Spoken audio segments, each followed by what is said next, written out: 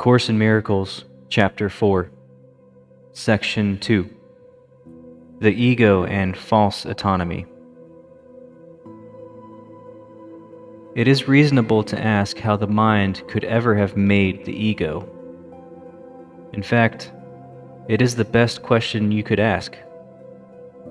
There is, however, no point in giving an answer in terms of the past, because the past does not matter, and history would not exist if the same errors were not being repeated in the present. Abstract thought applies to knowledge because knowledge is completely impersonal, and examples are irrelevant to its understanding. Perception, however, is always specific and therefore quite concrete.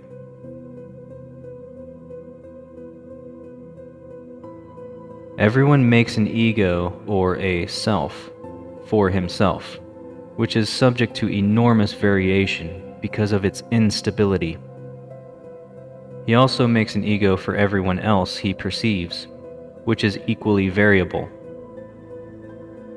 Their interaction is a process that alters both, because they were not made by or with the unalterable.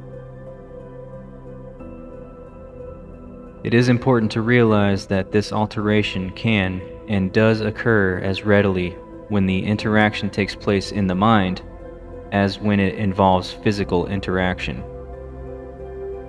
Thinking about another ego is as effective in changing relative perception as is physical interaction. There could be no better example that the ego is only an idea and not a fact.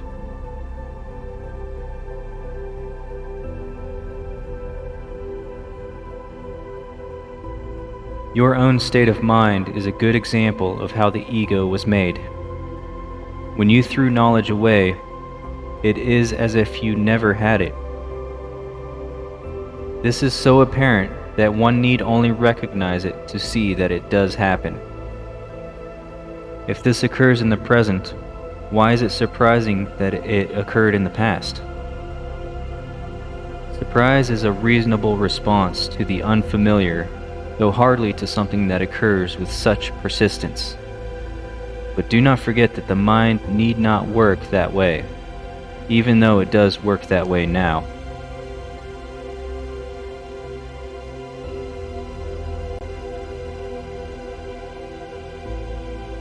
Think of the love of animals for their offspring and the need they feel to protect them. That is because they regard them as part of themselves. No one dismisses something he considers part of himself. You react to your ego much as God does to his creations, with love, protection, and charity. Your reactions to the self you made are not surprising. In fact, they resemble in many ways how you will one day react to your real creations, which are as timeless as you are. The question is not how you respond to the ego, but what you believe you are. Belief is an ego function, and as long as your origin is open to belief, you are regarding it from an ego viewpoint. When teaching is no longer necessary, you will merely know God.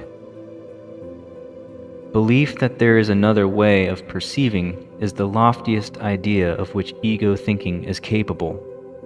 That is because it contains a hint of recognition that the ego is not the self.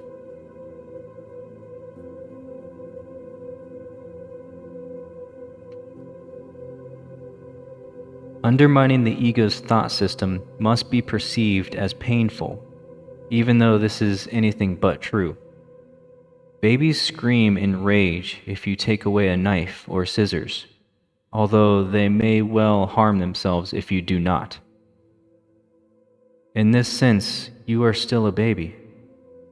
You have no sense of real self-preservation and are likely to decide that you need precisely what would hurt you most. Yet, whether or not you recognize it now, You have agreed to cooperate in the effort to become both harmless and helpful, attributes that go together. Your attitudes, even toward this, are necessarily conflicted, because all attitudes are ego-based. This will not last. Be patient, and remember that the outcome is as certain as God.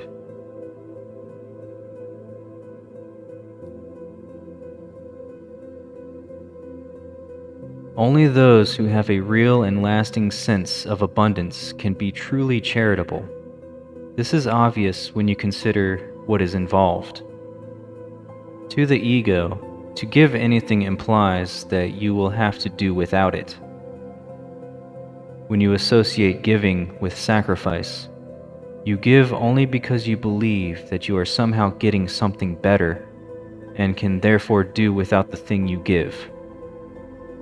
Quote-unquote, giving to get is an inescapable law of the ego, which always evaluates itself in relation to other egos. It is therefore continually preoccupied with the belief in scarcity that gave rise to it. Its whole perception of other egos as real is only an attempt to convince itself that it is real. Quote-unquote self-esteem in ego terms means nothing more than that the ego has deluded itself into accepting its reality and is therefore temporarily less predatory. This self-esteem is always vulnerable to stress, a term which refers to any perceived threat to the ego's existence.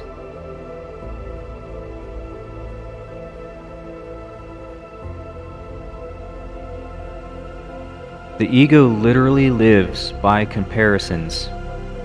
Equality is beyond its grasp, and charity becomes impossible. The ego never gives out of abundance, because it was made as a substitute for it.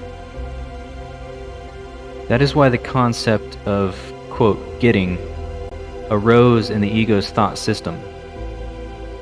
Appetites are getting mechanisms, representing the ego's need to confirm itself.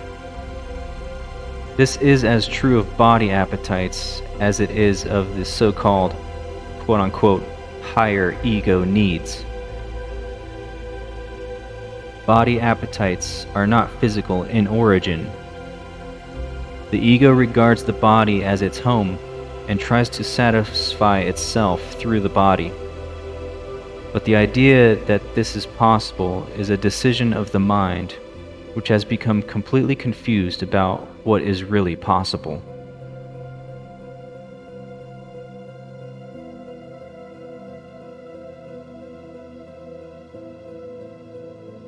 The ego believes it is completely on its own, which is merely another way of describing how it thinks it originated.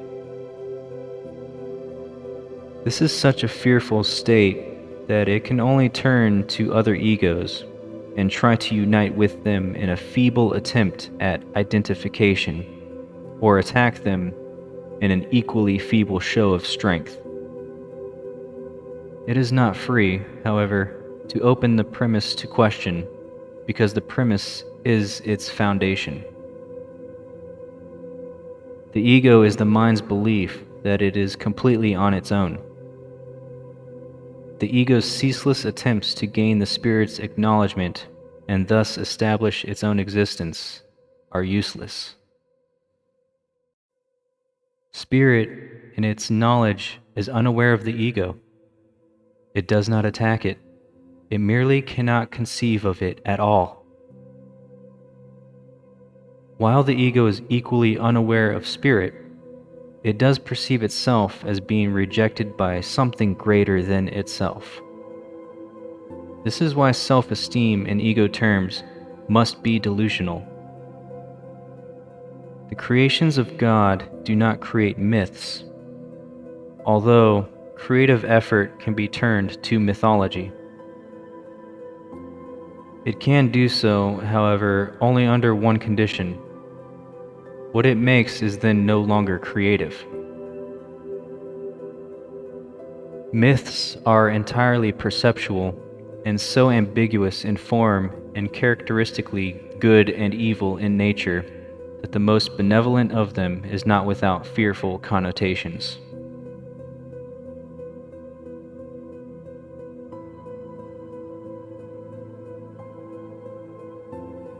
Myths and magic are closely associated, since myths are usually related to ego origins and magic to the powers the ego ascribes to itself. Mythological systems generally include some account of the creation and associate this with its particular form of magic. The so-called battle for survival is only the ego's struggle to preserve itself and its interpretation of its own beginning. This beginning is usually associated with physical birth, because it is hard to maintain that the ego existed before that point in time. The more, quote, religiously ego-oriented may believe that the soul existed before and will continue to exist after a temporary lapse into ego life. Some even believe that the soul will be punished for this lapse. However, salvation does not apply to spirit, which is not in danger and does not need to be salvaged.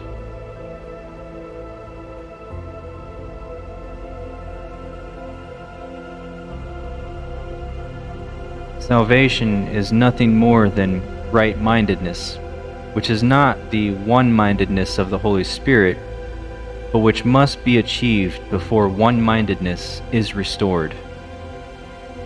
Right-mindedness leads to the next step automatically, because right perception is uniformly without attack, and therefore wrong-mindedness is obliterated. The ego cannot survive without judgment, and is laid aside accordingly. The mind then has only one direction in which it can move. Its direction is always automatic, because it cannot but be dictated by the thought system to which it adheres.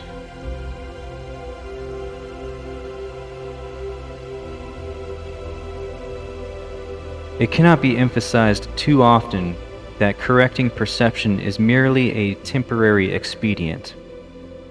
It is necessary only because misperception is a block to knowledge, while accurate perception is a stepping stone towards it. The whole value of right perception lies in the inevitable realization that all perception is unnecessary. This removes the block entirely. You may ask how this is possible as long as you appear to be living in this world. That is a reasonable question. You must be careful, however, that you really understand it. Who is the you who are living in this world? Spirit is immortal, and immortality is a constant state. It is as true now as it ever was or ever will be, because it implies no change at all. It is not a continuum, nor is it understood by being compared to an opposite. Knowledge never involves comparisons. That is its main difference from everything else the mind can grasp.